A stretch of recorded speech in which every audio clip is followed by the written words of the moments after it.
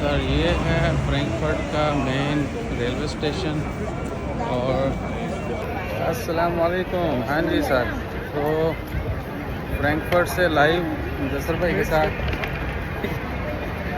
आधा क्रेडिट इनको जाता है हमारे यहाँ पहुँचने का, और बाकी जो है फिर अल्लाह खैर करे। सूरज तो पहले बच ली है।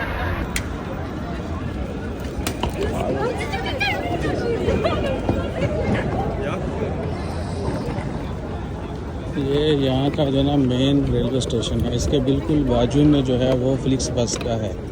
तो हमने यहाँ से जाना लग्जमबर्ग, वहाँ से फिर आगे जाएंगे फ्रांस।